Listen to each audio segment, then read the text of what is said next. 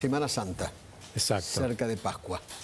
El domingo de Ramos comenzamos esta Semana Mayor de los cristianos y después nos centramos específicamente en el Triduo Pascual, que comienza el Jueves Santo a la tarde y se extiende hasta el domingo de Pascua de Resurrección.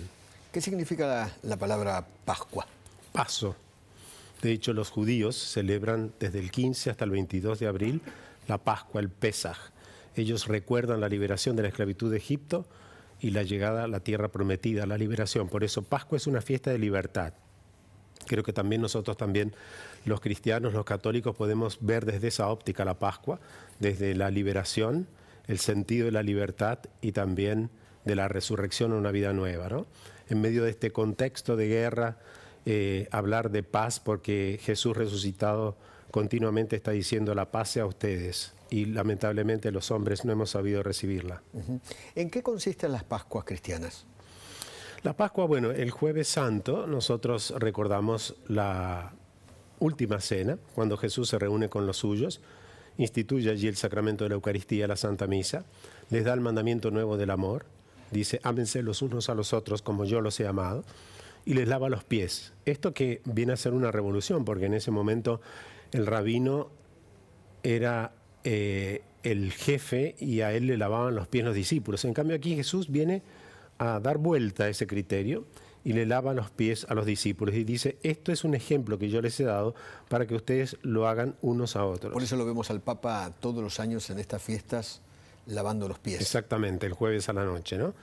¿Qué significa el lavado de pies? El lavado de pies significa la humildad para ponerse al servicio de los demás, ¿no? El amor. Los filósofos griegos hablaban de filia, amor de amistad, eros, amor de posesión, y agapé, el amor de donación, sin esperar nada a cambio. Ese es el amor de Jesús que se expresa claramente el Viernes Santo en la cruz, ¿no? Dar la vida sin esperar nada a cambio. Padre, trajiste algunas cosas para mostrarnos, para graficarnos lo que significa esta bueno, semana, esto es aquí en la Basílica de las Naciones. Esta es la piedra donde Jesús sudó sangre. Esta Basílica de las Naciones es curioso porque fue construida desde 1919 a 1924 y arriba aparecen los escudos de las naciones que ayudaron a la construcción de esa basílica, allí en el Monte de los Olivos. Y curiosamente aparece el escudo de Argentina. Ah, mirá vos. En el periodo de la gobernación, de la presidencia de Hipólito Yrigoyen y Marcelo Torcuato de Alvear. Y aquí en esa piedra nosotros cuando vamos, yo rezo la misa allí en ese altar, y esta es la piedra donde Jesús sudó sangre. ¿Querés pararte y mostrarla? Sí, ¿por qué? Porque hay un fenómeno que se produce cuando hay un estrés muy grande, y entonces ese fenómeno se llama hematohidrosis.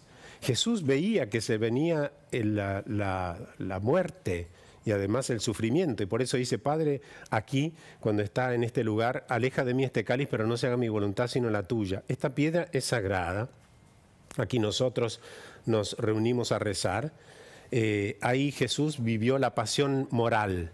En el Gólgota, en el Calvario, va a vivir la pasión física, ¿no? ¿Dónde está el escudo argentino que vos decís que...? Está en este sector, que no aparece aquí. Pero esta piedra es muy conmovedor estar allí al lado de ella, ¿no? Y después, bueno, Jesús de ahí se dirigió hacia la casa del sumo sacerdote, que lo tenía que juzgar, el sumo sacerdote Caifás. Y después aquí nosotros nos encontramos, esta era la casa donde estaba Poncio Pilato.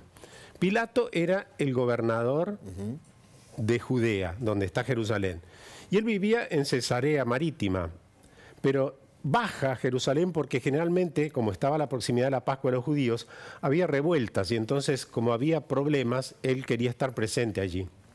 Aquí en este lugar que se llama Litóstrotos, o Gabatá en hebreo, que significa pavimento de piedra, piso de piedra. Aquí es donde Jesús es escupido, es ultrajado, se le rompen las vestiduras, y aquí es donde está Poncio Pilato, y desde aquí sale Poncio Pilato afuera donde estaban los sumos sacerdotes que le decían, nosotros queremos que sea crucificado, porque para los judíos en ese momento, pero los judíos no hablamos del pueblo, sino de los sumos sacerdotes, los escribas, los fariseos, digamos la parte dirigencial, política, cultural, económica, que decían que Jesús tenía que morir porque se proclamaba hijo de Dios.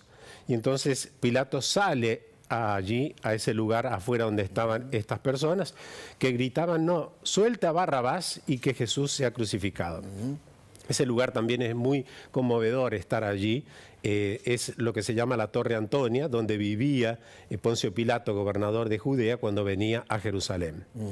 Y después hay otro mapa que trajimos. Aquí, por ejemplo, recordemos que la ciudad de Jerusalén estaba amurallada, pero era una muralla que la hacía como una ciudad más pequeña.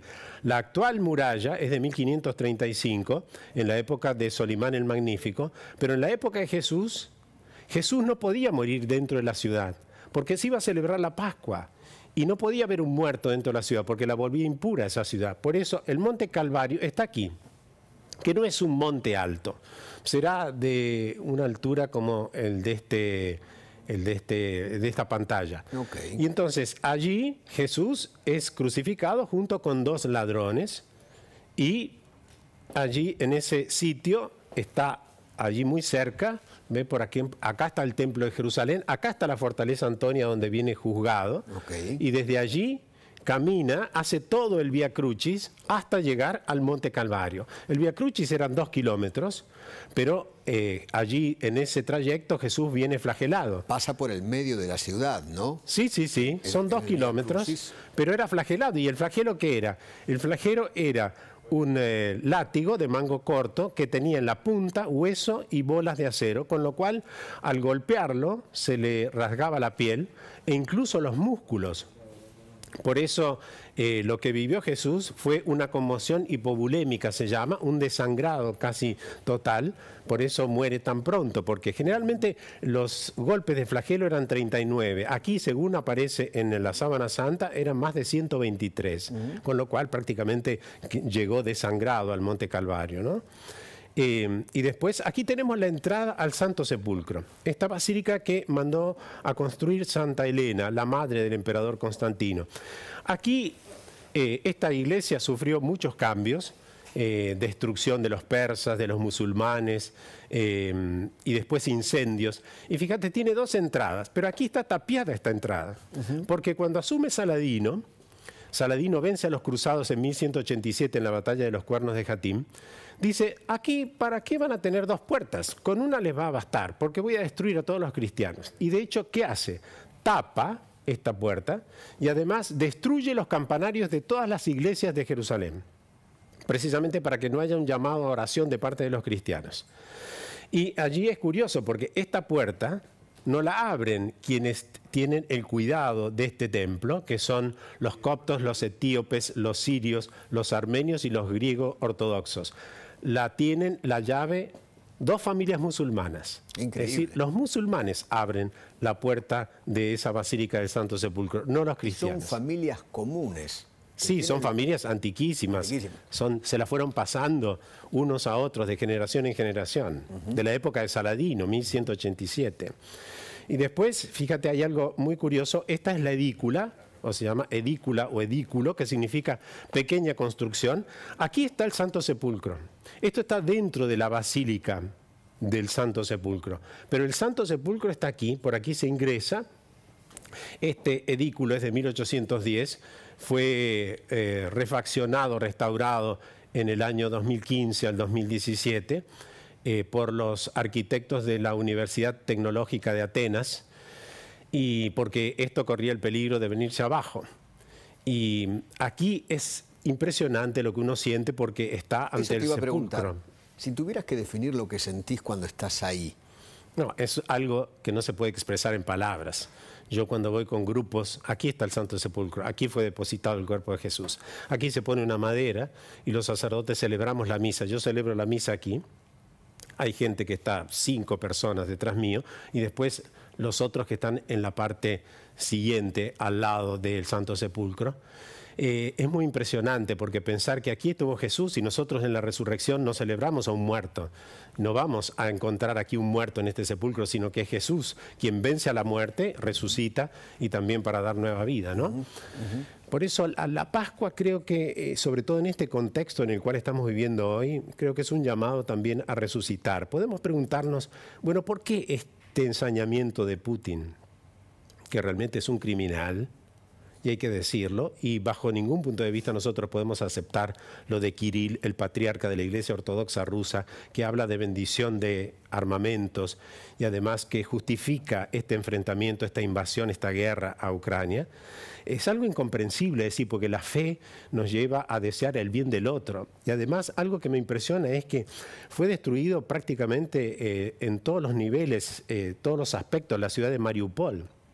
Mariupol es la ciudad mariana de Ucrania. Mariupol significa ciudad de María. Allí hubo asentamientos griegos durante mucho tiempo y después allí se conserva la imagen de María que ellos veneran en una iglesia que fue destruida, que es la Odigitria. Odigitria, ¿qué significa? Es la que indica el camino. Aparece la Virgen, en su brazo izquierdo tiene a Jesús y con el dedo indica que Él es el camino. Esa imagen, cuando vienen los musulmanes y atacan Crimea y atacan también allí Mariupol, es guardada en un barril y en el siglo XVIII es descubierta de nuevo y esa es la imagen que se venera. Padre, ¿dónde está Dios en Ucrania? La pregunta es, ¿dónde está el hombre? Porque Dios nos dio la libertad, que es un don y es una tarea. Gracias a la libertad podemos realizarnos. Si Dios nos manejara como marionetas, entonces no seríamos libres. Y la verdad es que nosotros la libertad hay que emplearla para hacer el bien y desear la paz, ¿no? Y la paz, decía San Agustín, es la tranquilidad en el orden. Cuando estamos ordenados interiormente, somos gestores y artífices de paz. Yo creo que... ¿Y Putin es el diablo? No sé si es el diablo, lo que sí sé que es una persona con graves problemas psicológicos y psiquiátricos. Hace poco leíamos los estudios de varios psicólogos y psiquiatras, dicen que es una persona psicópata, es una persona narcisista y es una persona sádica. Es decir, realmente con esa caracterología no podemos esperar el bien de parte de ese hombre, ¿no? Ojalá que... Mucho se le achaca al Papa Francisco el hecho de no hablar de invasión, no nombrar a Putin. No condenar los crímenes de guerra. ¿Tienes opinión sobre eso? Sí. Desde la Ostpolitik, el Papa no va a nombrar nunca ni a Putin ni a Zelensky. Es una norma dentro de la diplomacia vaticana y sobre todo en la época de la Ostpolitik se buscó no nombrar ni al agresor ni al agredido. De hecho, por ejemplo, fíjate vos en el tema de lo que sucedió en Kosovo, jamás nombró la Iglesia y sobre todo el Papa Juan Pablo II, que venía de un país comunista donde vivió las atrocidades contra los derechos humanos, jamás nombró a Milošević. Y en la guerra de Irak, en el 2003, jamás nombró ni al agredido ni al agresor. Es decir, porque lo que se busca es que haya un resquicio de manera tal de dejar espacio para los corredores humanitarios, de manera tal de facilitar la vida de las personas, ¿no? Y que se salven. Por eso creo que el Papa de manera clara... Creo que Putin debe haber sido uno de los líderes del mundo que más visitó al Papa Francisco. Sí, porque después, en relación con Kirill, nosotros queremos en el diálogo ecuménico establecer una comunicación. De hecho, el Papa se reunió con él en el aeropuerto de La Habana, ¿te recuerdas? ¿Kirill es un par del Papa? ¿Es un papa? No. Dentro de la Iglesia se separa en 1054, la Iglesia de Oriente y de Occidente. El Papa, el problema que nosotros en el diálogo ecuménico con las iglesias ortodoxas es que no podemos hablar con una autoridad. Es decir, son distintas iglesias, son autocéfalas, es decir, tienen distintas cabezas. Pero dentro de toda esa numerosa agrupación de iglesias ortodoxas, tenemos dos líderes. Uno, Bartolomé I, que es el arzobispo ortodoxo de Constantinopla, y Kirill, de Rusia. Y bueno, el diálogo es... para buscar la unidad, aunque se hace muy difícil con estos pensamientos, por ejemplo, lo de Kirill, etc. Es más fácil acceder al diálogo con Bartolomé I que con Kirill. Te agradezco infinitamente y sabes lo que te quiero. Gracias, feliz Pascua.